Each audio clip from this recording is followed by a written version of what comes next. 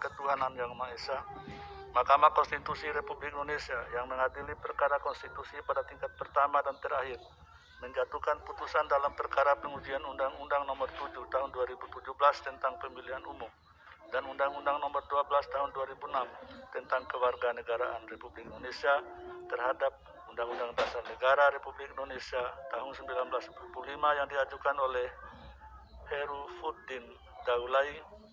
Selanjutnya disebut sebagai pemohon, membaca permohonan pemohon, mendengar keterangan pemohon, memeriksa bukti-bukti pemohon, duduk perkara dan seterusnya dianggap dibacakan. Pertimbangan hukum, kewenangan mahkamah, paragraf 3.1, 3.2 dianggap dibacakan. Kedudukan hukum pemohon, paragraf 3.3, 3.4 dan 3.5 dianggap dibacakan. Paragraf 3.6 menimbang bahwa oleh karena mahkamah berwenang mengadili permohonan aku dan pemohon memiliki kedudukan hukum untuk bertindak sebagai pemohon, maka selanjutnya mahkamah akan mempertimbangkan pokok permohonan.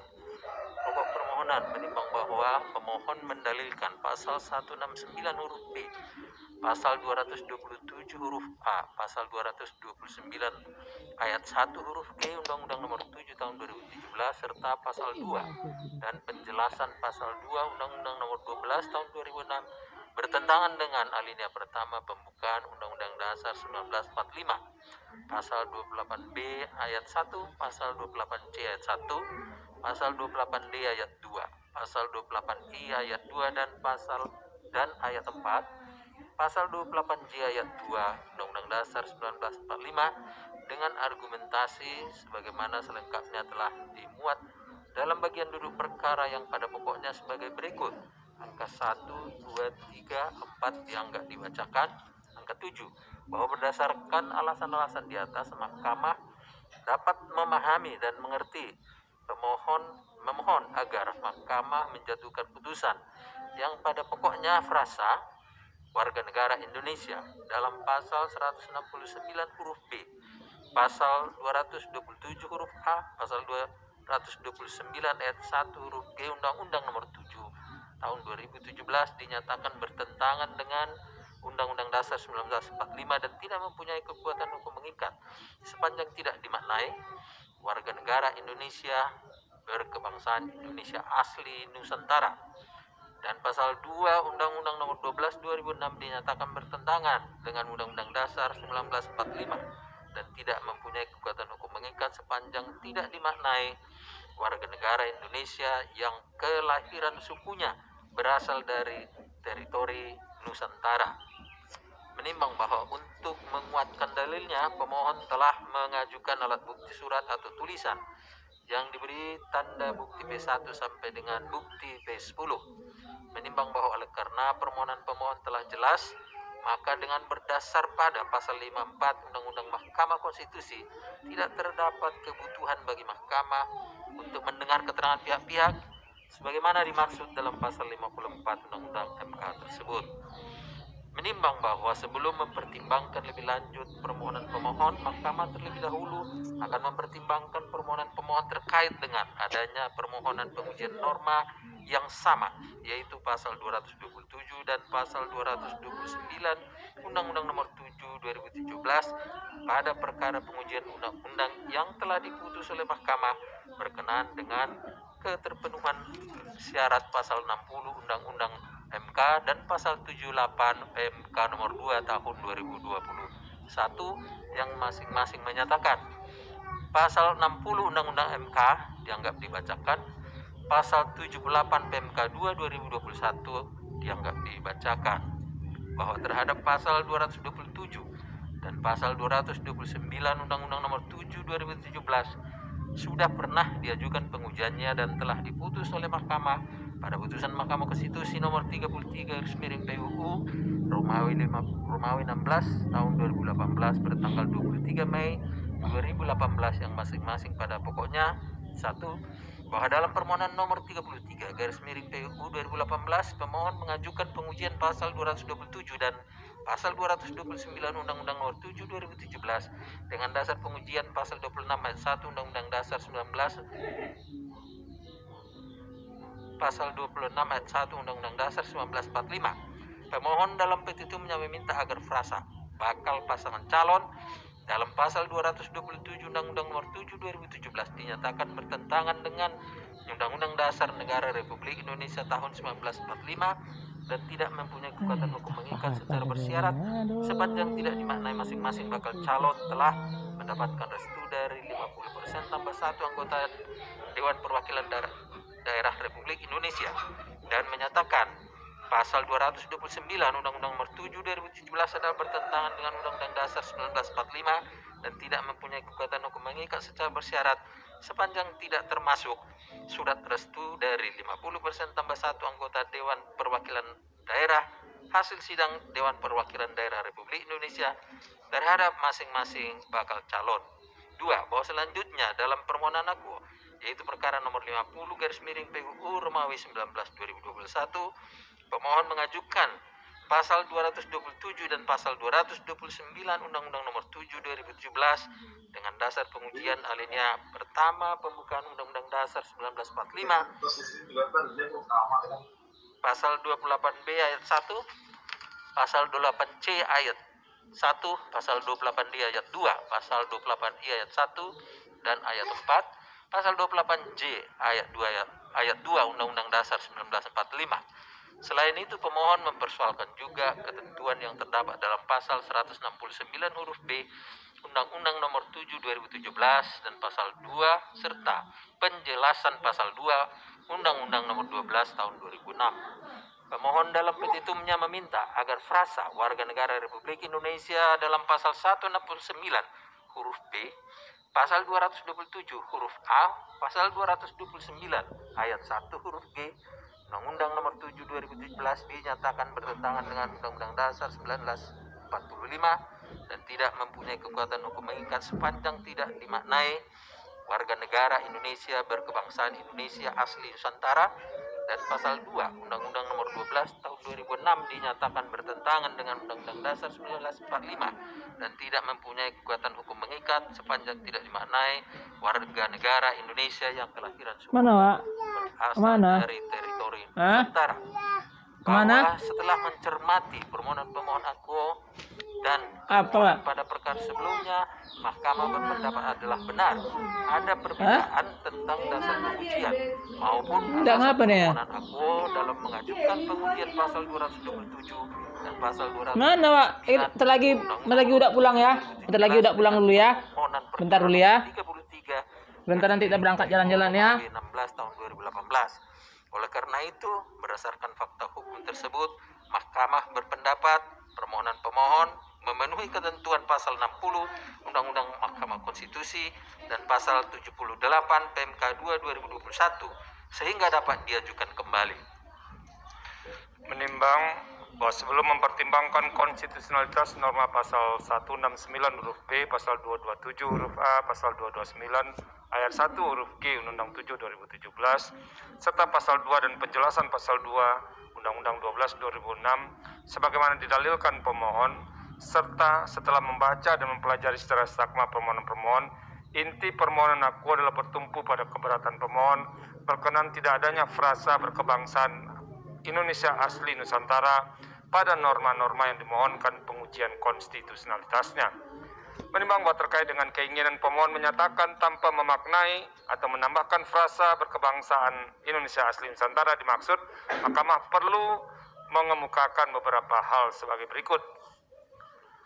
Bahwa berujuk sejarah perkembangan ketatanegaraan Indonesia, frasa berkebangsaan asli Nusantara yang dimohonkan oleh pemohon sangat terkait dengan frasa orang Indonesia asli sebagai persyaratan konstitusional yang harus dipenuhi oleh seorang presiden sebagaimana termaktub dalam pasal 6 ayat 1 Undang-Undang Dasar 1945 dan masalah kewarganegaraan dalam pasal 26 ayat 1 Undang-Undang Dasar 1945 sebelum perubahan konstitusi 1999-2002.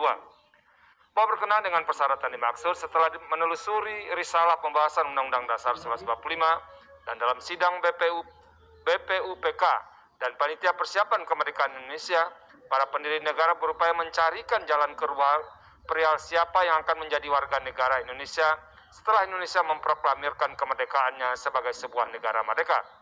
Rancangan awal Undang-Undang Dasar 1945 menentukan bahwa warga negara akan diberikan kepada orang-orang bangsa Indonesia asli. Dalam silang BPUPK terdapat pandangan yang sama bahwa orang-orang yang peranakan harus diakomodasi menjadi bagian dari warga negara Indonesia. Karena itu muncul usulan agar ketentuan mengenai kewarganegaraan cukup memuat frasa orang-orang bangsa Indonesia tanpa menggunakan kata asli. Namun sebelum menjadi norma konstitusi, salah seorang pendiri negara yaitu Supomo mengingatkan akan terdapat masalah yuridis dalam hukum internasional apabila orang-orang peranakan langsung memperoleh status warga negara Indonesia. Sebab saat itu di antara orang-orang peranakan masih ada yang mempunyai status sebagai warga negara lain selain Netherlands Ordenan. Dengan demikian, Supomo ingin mencegah agar tidak terjadi permasalahan double nationalitas di kemudian hari. AB Kusuma 2004-388. Karena itu Supomo mengusulkan orang-orang yang untuk pertama kali dapat langsung menjadi warga negara Indonesia adalah mesti ada satu grup yang lebih terang, sedangkan peranakan lainnya secara de jure akan disahkan menjadi warga negara dengan undang-undang. Bahwa setelah catatan dan usulan yang disampaikan oleh Supomo tersebut, akhirnya norma pasal 26 ayat 1 Undang-Undang Dasar 1945 dirumuskan menjadi yang menjadi warga negara ialah orang-orang bangsa Indonesia asli dan orang-orang bangsa lain yang disahkan dengan undang-undang sebagai warga negara. Bahwa secara konstitusional, syarat orang Indonesia asli tersebut tidak hanya berkenaan dengan status kewarganegaraan sebagaimana termaktub dalam pasal 26 ayat 1 Undang-Undang Dasar 1945, tapi juga menjadi syarat sebagai presiden sebagaimana diatur dalam pasal 6 ayat 1 Undang-Undang Dasar 1945 sebelum perubahan yang menyatakan presiden ialah orang Indonesia asli. Adanya persyaratan orang Indonesia asli tersebut tidak terlepas dari kekhawatiran bahwa tanpa menambah syarat tersebut terbuka kesempatan bagi orang Jepang untuk menjadi presiden. Bahwa menelusuri perkembangan sejarah keteragaian Indonesia selanjutnya, syarat orang Indonesia asli untuk menjadi presiden tersebut tidak lagi dipergunakan dalam Konstitusi RIS 1949 dan Undang-Undang Dasar Sementara 1950. Dalam hal ini pasal 69 ayat 3 Konstitusi RIS 1949 menyatakan, presiden harus seorang Indonesia yang telah berusia 30 tahun. Beliau tidak boleh orang yang lain, beliau tidak boleh orang yang tidak diperkenankan serta menjalankan hak pilih ataupun orang yang telah dicabut haknya untuk dipilih. Sementara pasal 45 ayat 5 Undang-Undang Dasar Sementara 1940 menyatakan presiden dan wakil presiden harus warga negara Indonesia yang telah berusia 30 tahun dan tidak boleh orang yang tidak diperkenankan serta dalam menjalankan hak pilih ataupun orang yang telah dicabut haknya untuk dipilih.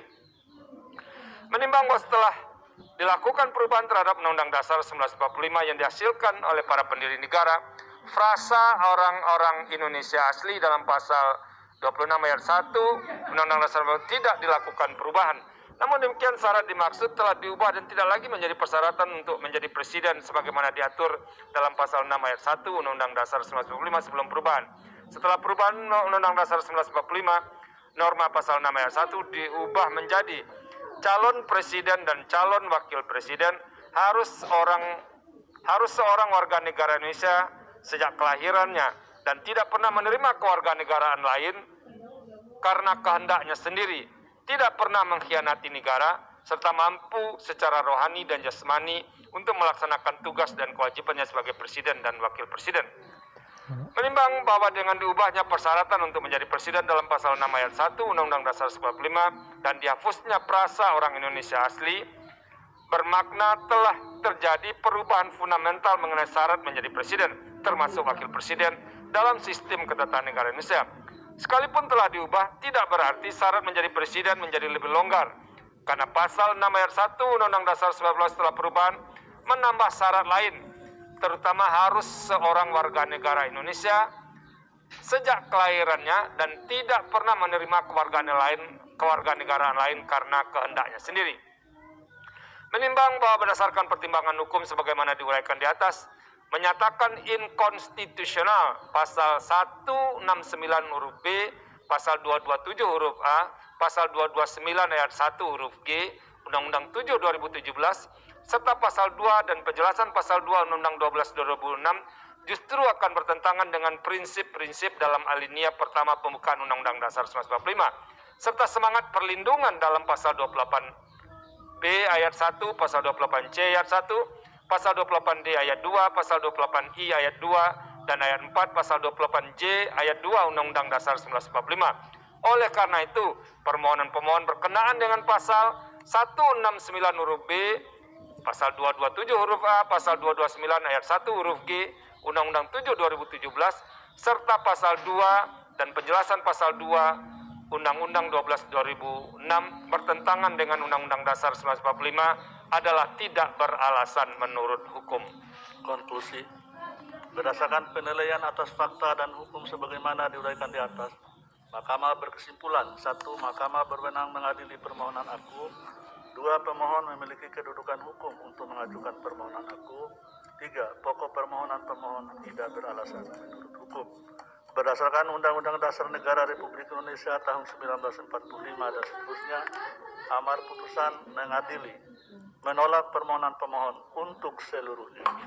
Demikian diputus dalam rapat permusyawaratan hakim oleh 9 hakim konstitusi, yaitu Anwar Usman selaku ketua, merangkap anggota Aswanto, Saldi Isra, Ari Widayat, Manahan MP Sitompul, Daniel Yusmi Pevoy, Eni Nurbaningsi, Suhartoyo, dan Wahidudin Adams, masing-masing sebagai anggota pada hari Selasa tanggal 19 bulan Oktober tahun 2021